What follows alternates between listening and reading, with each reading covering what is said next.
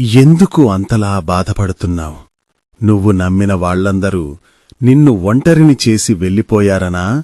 లేదా నీకు ఎవ్వరూ తోడు లేరనా? ఏది జరిగినా నీ మంచికే జరుగుతుంది.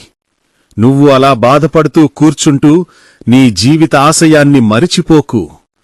నీ జీవితంలోకి ఎంతోమంది వస్తుంటారు, పోతుంటారు.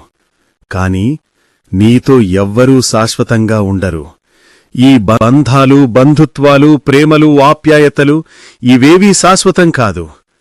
నీకు నువ్వే శాశ్వతం. నువ్వు బాధలో ఉన్నా, కష్టాల్లో ఉన్నా, దుఃఖంలో ఉన్నా నేనున్నాను అని ఎవ్వరూ ధైర్యం చెప్పరు. ఇంక నీ బంధువులు ఎవ్వరూ నీకు తోడుగా ఉండరు. ఎవరి పనివారు చూసుకుంటారు. నువ్వు సంతోషంగా ఉండాలంటే నువ్వు ఎవ్వరి గురించి ఆలోచించొద్దు. నీకు ఎంత బాధ వచ్చినా, ఎంత కష్టం వచ్చినా ధర్మంగా ముందడుగు వెయ్యి. అప్పుడు నీ కష్టాల్లో, నీ బాధలో నేను తోడుంటాను. మనిషి రూపంలో వచ్చి నీ కష్టాల్లో నిన్ను ఆదుకుంటాను. నువ్వు ధైర్యంగా ఉండు. ఎవ్వరికోసం ఆలోచించకు, ఎవ్వరికోసం బాధపడకు.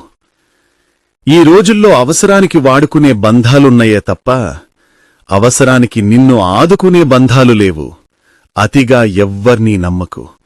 ఎవ్వరిపైనా నమ్మకం పెట్టుకోకు.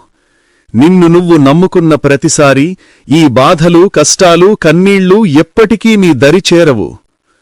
పాపాలు చేసిన వాళ్లు చాలా సంతోషంగా బ్రతుకుతున్నారు. ఏ పాపం చెయ్యని వాళ్లు బాధలు, కష్టాలు, కన్నీళ్లు భరిస్తూ బ్రతుకుతున్నారు. పాపాలు చేసిన వారికి ఎప్పుడు శిక్ష విధిస్తావు శివయ్యా అంటావా? నువ్వు పాపాలు చేసిన వాళ్లు సంతోషంగా ఉన్నారని ఎప్పుడూ అనుకోకు.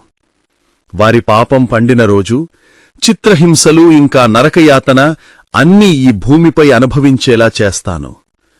నువ్వు నిశ్చింతగా ఉండు. నేనున్నాను.